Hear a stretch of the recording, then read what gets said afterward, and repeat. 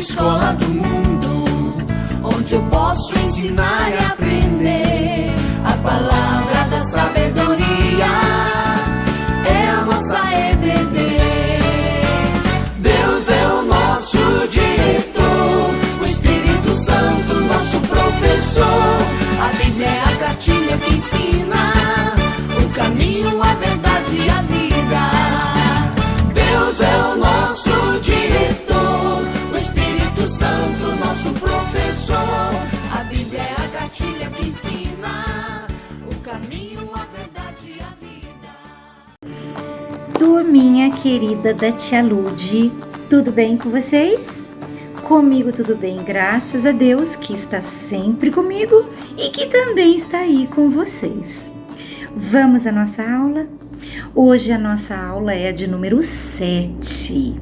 E depois da lição passada, onde vocês estudaram a crucificação e morte de Jesus, e com certeza, como eu, devem ter ficado muito revoltados com tamanha crueldade e injustiça, hoje vai ser diferente. Hoje nós vamos falar de, olha o título da lição, Ressurreição e Ascensão de Jesus. Que maravilha, gente! Hoje nós vamos falar de final feliz, nós vamos falar da justiça de Deus e nós vamos falar de um Deus que cumpre suas promessas sempre, todas elas. Vamos falar com Ele agora, pessoal? Vamos orar? Pai querido, mais uma vez estamos diante da Tua santa presença. Deus, o Senhor é tão fiel, tão grandioso, tão importante, mas é um Deus que se preocupa conosco, é um Deus que inclina os ouvidos para ouvir todas as nossas necessidades. Obrigado, Pai. Deus, agora ensina-nos a Tua lição, transforma as nossas mentes, enche-nos com o Teu Espírito Santo, para que nós possamos entender as Tuas verdades e, mais do que isso, para que nós possamos amá-lo cada vez mais. Em nome de Jesus que nós te pedimos. Amém. Amém. Muito bem, pessoal. Depois de tanto sofrimento naquela cruz tão sangrenta, tão cruel, depois de tanta humilhação ao ser crucificado ao lado de 2 ladrões, o corpo de Jesus foi finalmente sepultado no túmulo de um homem muito rico chamado José de Arimateia. Vejam que interessante. Isaías, 700 anos antes de Cristo, já tinha profetizado até esse pequeno detalhe. Ele disse assim no capítulo 53, versículo 9: com o rico esteve em sua morte. Demais, né? É claro que era de José de Arimateia que ele estava falando. Agora, nota cultural. Arimateia não era o sobrenome dele, mas sim o lugar de origem, tipo Ludmila de Jaú, entenderam? Então, o que importa saber sobre esse homem que foi citado nos 4 evangelhos? Vamos ver o que importa saber sobre ele? 4 evangelhos? Os 4 citaram José de Arimateia? Puxa! O Evangelho de Lucas o descreve como um homem bom e justo, senador honrado, segundo o Evangelho de Marcos, e que, apesar de ser membro do Sinédrio, ele não votou a favor da condenação de Jesus. O Sinédrio, pessoal, era uma espécie de Suprema Corte dos judeus. No Evangelho de Mateus, nós temos a informação acerca do poder aquisitivo de José de Arimateia. Ele foi descrito como um homem rico e, atenção, também discípulo de Jesus. O Evangelho de João ressalta ainda que José de Arimateia era um discípulo de Jesus, mas ocultamente, por medo dos judeus. Calma, vocês já vão entender isso e vão dar razão para o coitadinho do José de Arimateia.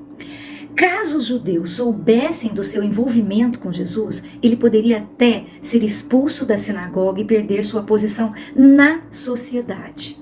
E a Bíblia nos informa que após a morte de Jesus, José de Arimateia foi até Pilatos para pedir o corpo de Jesus a fim de que pudesse sepultá-lo. Inclusive, Marcos enfatiza, pessoal, que essa foi uma atitude muito ousada, muito corajosa da parte dele. A dor dele e o amor dele por Jesus fez com que ele colocasse tudo isso em risco. Vocês perceberam? Mas ele pediu a Pilatos. E Pilatos, depois de confirmar que Jesus estava mesmo morto, ele autorizou que removessem Jesus da cruz e sepultassem. E entra em cena agora Nicodemos, outro membro do Sinédrio que também amava muito a Jesus.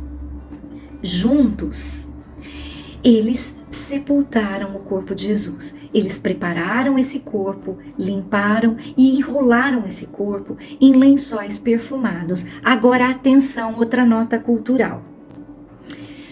Quanto mais perfume um corpo morto recebia, mais rica era a família, porque os perfumes eram essências muito caras, ervas aromáticas muito caras. E agora, pasmem, eles perfumaram os lençóis de Jesus com 35 quilos de ervas aromáticas, muito caras por sinal. Muito bem, pessoal, então nós podemos dizer que Jesus sofreu muito na cruz, mas na hora de ser enterrado, ele foi enterrado como uma pessoa de família rica, graças a José de Arimateia e Nicodemos.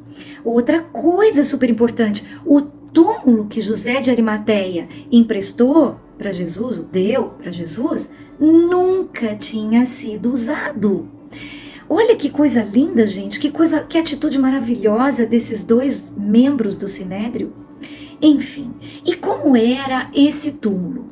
Esse túmulo era uma caverna escavada, cavada numa montanha, e para fechar esse túmulo, geralmente era uma pedra que pesava quase 2 toneladas. Se você não sabe o que é isso, são 2.000 quilos essa pedra. Muito bem, deveria ser muito caro, construir um sepulcro como esse. Que honra que esse homem prestou a Jesus. Muito bem, mais um detalhe cultural. Você sabe onde fica esse túmulo hoje? Sabe? Não? Eu também não. E quem fala que sabe e faz do túmulo de Jesus lá em Jerusalém um lugar turístico para todo mundo visitar, está sendo mentiroso, sabia? Porque na verdade ninguém sabe exatamente onde fica o sepulcro de Jesus. A única coisa que se sabe é que ele ficaria próximo ao Calvário. Mas mesmo assim, o Calvário ainda é discutível o lugar exato dele, tá? Muito bem.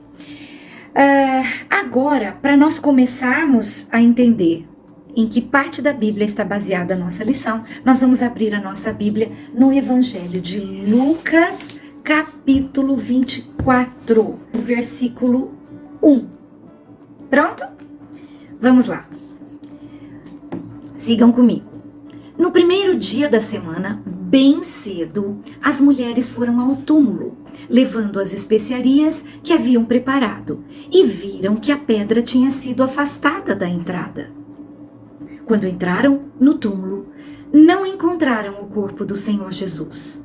Enquanto estavam ali, perplexas, 2 homens apareceram vestidos com mantos resplandecentes. Nossa, me faltou até o ar. Mantos resplandecentes. As mulheres ficaram amedrontadas e se curvaram com o rosto em terra. Então os homens perguntaram: por que vocês procuram entre os mortos aquele que vive? Ele não está aqui. Ressuscitou. Lembrem-se do que ele lhes disse na Galileia. É necessário que o Filho do Homem seja traído e entregue nas mãos de pecadores, seja crucificado e ressuscite no 3º dia. Então, elas se lembraram dessas palavras de Jesus e, voltando do túmulo, foram contar aos 11 discípulos e a todos os outros o que havia acontecido. Maria Madalena, Joana, Maria mãe de Tiago e as outras mulheres que as acompanhavam relataram tudo aos apóstolos. Para eles, porém, a história pareceu absurda e não acreditaram nelas. Mas Pedro se levantou e correu até o túmulo. Abaixando-se, olhou atentamente para dentro e viu os panos de linho vazios. Então voltou para casa, admirado com o que havia acontecido. Tá bem claro, né, gente? Só para lembrar, a versão da minha Bíblia é a NVT, que é nova versão transformadora. Eu gosto muito da linguagem dela, tá? Então vamos lá, pessoal. Então Jesus estava ali desde a sexta-feira, né? Morreu na sexta-feira. Todas as pessoas que andaram com ele, que o seguiram, que o amaram, estavam completamente devastadas pela dor. Mas havia um sentimento muito pior do que a dor. Eles tinham perdido completamente a esperança. Será que ele tinha sido mais um homem comum que tinha acreditado numa causa, mas com a sua morte tudo tinha se acabado? Se a história dele tivesse terminado naquela cruz, morreria com ele a esperança de salvação de toda a humanidade. Vida eterna? Esqueça. Mas o que aconteceu de verdade? Aquelas mulheres que foram ao túmulo, mesmo com as suas esperanças acabadas, mas tomadas pelo amor que sentiam por ele, elas não o encontraram. A pesada pedra que fechava o túmulo havia sido removida. Mas como? Por quem? Elas ficaram com muito medo. Mas logo em seguida deram de cara com 2 anjos com roupas resplandecentes que as fizeram relembrar das promessas feitas por Jesus, de que ele seria crucificado, mas que haveria de ressuscitar ao 3º dia. O que é que eles falaram, gente? Que coisa linda! Por que vocês procuram entre os mortos aquele que vive? E lá foram elas correndo, alegres, contar aos discípulos de Jesus que ele estava vivo, que ele tinha ressuscitado. E eles acreditaram nelas? Não. Não? Não. Depois de 3 anos convivendo com Jesus, presenciando milagres e ações do Filho de Deus, ouvindo várias vezes que ele iria morrer e depois de 3 dias voltaria a viver, eles simplesmente não acreditaram no relato maravilhoso daquelas mulheres. Foi então que Pedro usou a cabeça, saiu correndo e foi lá no sepulcro. Fato: Jesus não estava lá. Ele só viu os lençóis de linho fino do José de Arimateia. Então ele volta correndo para onde estavam os discípulos e diz: Jesus ressuscitou como prometeu! Aleluia! E a história não para por aí, gente. Olha que lindo isso. Lucas nos conta que 2 discípulos estavam caminhando em direção a um pequeno povoado chamado Emaús. Eles estavam tão tristes e tão desanimados com o fim de tudo que Jesus tinha ensinado a eles. Aquela cruz tinha levado com ela todos os motivos pelos quais valeria a pena eles lutarem. Mas tão tristes estavam que eles não notaram que aproximou-se deles um homem que passou a acompanhá-los. Mas eles não reconheceram quem era aquele homem. Era Jesus. Então, eu fico pensando, gente, já perceberam que várias pessoas, quando Jesus apareceu, elas não reconheceram? Não o reconheceram? Estranho, né? Eu fico pensando, o que será isso? Então, sabe o que eu penso? Eu acho que a gente não sabe como o milagre da ressurreição tinha transformado aquele corpo dele moído na cruz. Mas transformou, porque as pessoas não o reconheciam. Por exemplo, nós vemos que sem fé, pode ver que quem não acreditava, quem estava sem esperança, não o reconhecia. Sem fé, nós não podemos ver o Cristo ressurreto. Deus me livre de não ter fé, porque eu quero ver o meu Jesus ressurreto, né? E vocês também, né? Então, conversando, eles foram contando para aquele homem tudo o que tinha acontecido, a crucificação, a morte e o quanto eles estavam abatidos. Mais tarde, quando eles estavam comendo juntos, sentaram-se à mesa e o viajante partiu o pão. Nesse momento, eles imediatamente reconheceram Jesus e se alegraram de uma forma que não dá para se expressar. Jesus desapareceu, mas eles saíram correndo para contar para os outros apóstolos a boa nova. E quando eles estavam lá reunidos, mais uma vez, Jesus lhes apareceu e disse: que a paz esteja com vocês. Diante do susto que todos levaram, Jesus mostrou-lhes as mãos e os pés marcados pelos pregos da cruz. Sim, Jesus estava ali.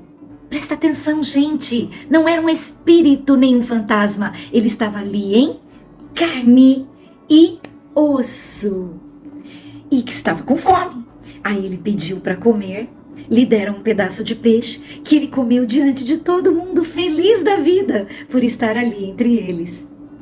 E assim foi, meus amores, durante 40 dias. Já pensou, gente, uma pessoa que morreu, que você tá arrasado, que você sabe que ela não vai voltar mais, ela ainda volta e passa 40 dias com você? É uma coisa inexplicável, né?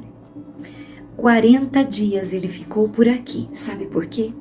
Porque ele precisava ainda dar as últimas instruções aos seus discípulos. A Bíblia não deixa dúvidas em relação ao fato dele ter mesmo ressuscitado. Muitas e muitas pessoas viram Jesus em carne e osso. Querem ver? Então vamos lá, ó. Maria Madalena e as outras mulheres que estavam junto com elas no sepulcro. Pedro, os 2 discípulos de Emaús, os 11 discípulos menos o Tomé, que não estava lá no dia que Jesus apareceu. Depois, os 11 junto com Tomé, Pedro mais 6 discípulos. Para tudo agora. Mais de 500 cristãos, a Bíblia fala. Tiago, os discípulos que foram para Galileia, os discípulos que assistiram à ascensão de Jesus. E por último, Paulo a caminho de Damasco. Por uma visão, ele viu Jesus e ele até ficou cego de tanta glória que Jesus tinha. Até Paulo fala dele mesmo, né, do encontro dele com Jesus. Ele fala que ele foi como se fosse um filho fora do tempo, né? Porque Jesus já tinha subido aos céus quando Paulo viu Jesus. Muito bem. Agora presta atenção, gente. A ressurreição operou então uma transformação total na vida de todos eles. O desespero, a tristeza, o desânimo provenientes da crucificação, aí deram lugar à esperança, à alegria e à coragem. Eles sabiam que Jesus não era um homem comum. E eu sei também, graças à ressurreição, você sabe também que quando você ora, você tem um Deus vivo te ouvindo. Não é isso? Muito bem, aquele era verdadeiramente o Filho de Deus. Em Atos, capítulo 1, versículo 3, nós lemos assim, ó. Durante os 40 dias após seu sofrimento e morte, Jesus apareceu aos apóstolos diversas vezes. Ele lhes apresentou muitas provas claras de que estava vivo e lhes falou do reino de Deus. Ele, o próprio Jesus, falou do reino de Deus. Então eu creio que tem um reino maravilhoso me esperando. Não é assim, gente? Entendam, se Jesus não tivesse ressuscitado, o que teria acontecido? Os discípulos teriam voltado à sua vida cotidiana e a mensagem do Evangelho teria se perdido para sempre. Hoje nós não estaríamos aqui com essa alegria no coração de sabermos o que nos espera na vida eterna. Mas olha só o que Paulo diz em Coríntios a respeito disso. É super importante que Paulo, ele não mede as palavras. Ele trata a gente, com um choque. Escuta, Paulo. Olha, se Cristo não ressuscitou, a fé de vocês é inútil e vocês ainda estão mortos em seus pecados. Sinto muito. Nesse caso, todos os que adormeceram crendo em Cristo estão perdidos. Se a nossa esperança em Cristo vale apenas para essa vida, somos as pessoas mais dignas de pena em todo o mundo. Só faltou ele desenhar, né, gente? Mas, com a ressurreição, a fé daquelas pessoas foi renovada e com ousadia elas se tornaram testemunhas da ressurreição de Jesus, a ponto de sofrerem torturas, martírios por Jesus, porque eles sabiam o que esperava por eles depois da morte e atendem para uma coisa mega importante. A vida do nosso Jesus foi inteirinha planejada por Deus em cada detalhe, de forma perfeita, tudo se encaixando com um único objetivo, pessoal, para que nós pudéssemos estar em comunhão com Deus novamente e para todo o sempre. Esse objetivo é pouco para você? Para mim, não. Jesus falou muito do reino de Deus e do quanto seremos felizes lá. Mesmo assim, muitas pessoas ainda não acreditam e sofrem por falta de conhecimento da palavra de Deus. Não acreditam, não entendem, não buscam, não querem saber. Vivem como se tudo acabasse aqui.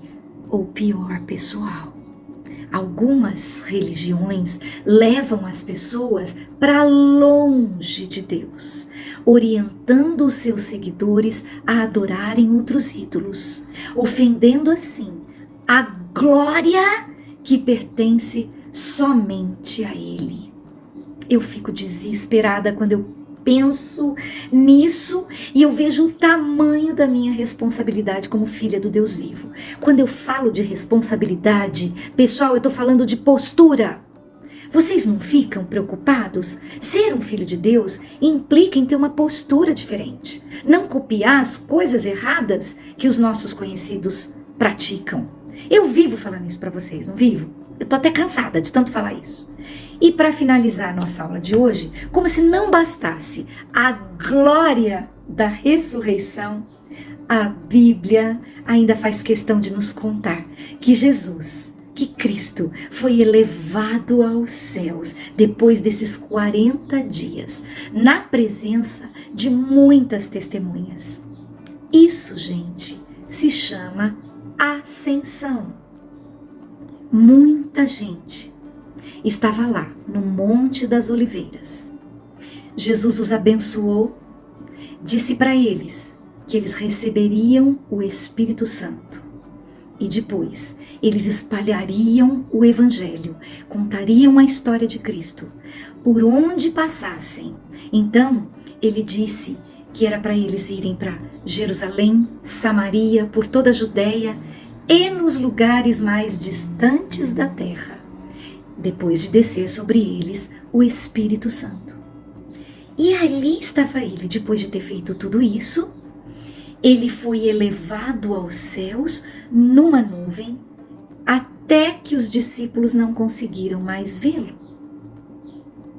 E aí, gente, imagine a cena, eles continuaram a olhar atentamente para o céu, até que 2 homens vestidos de branco apareceram de repente no meio deles e disseram: homens da Galileia, por que estão aí parados olhando para o céu?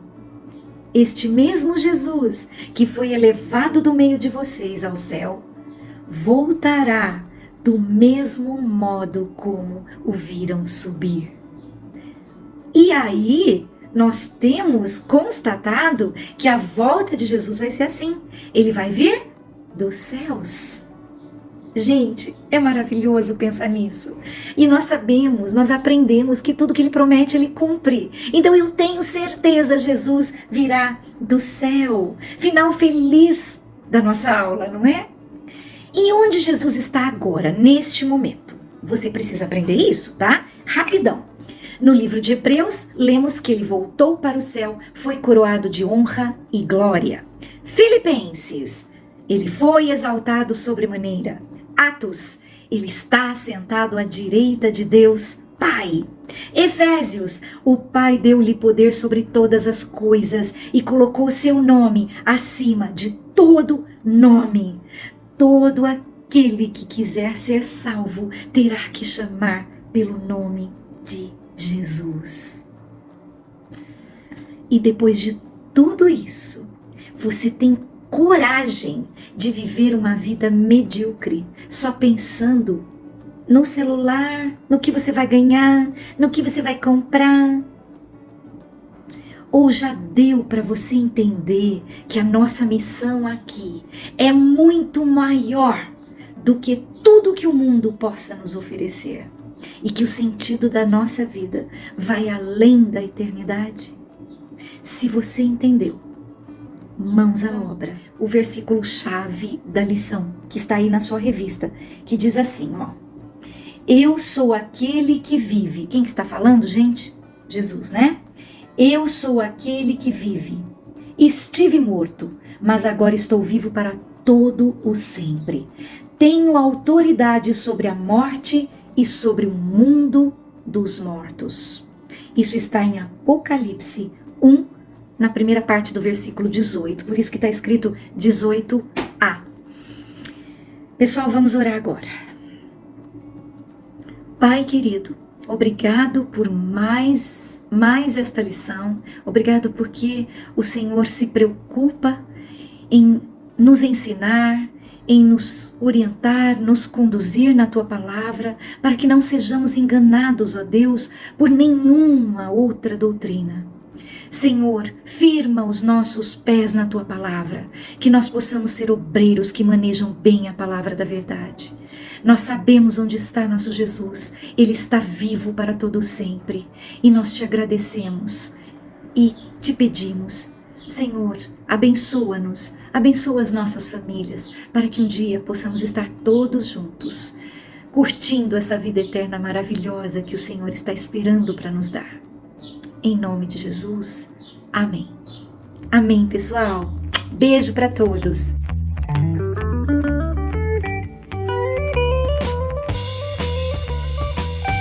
Então se verá o Filho do Homem vindo sobre as nuvens com poder e glória.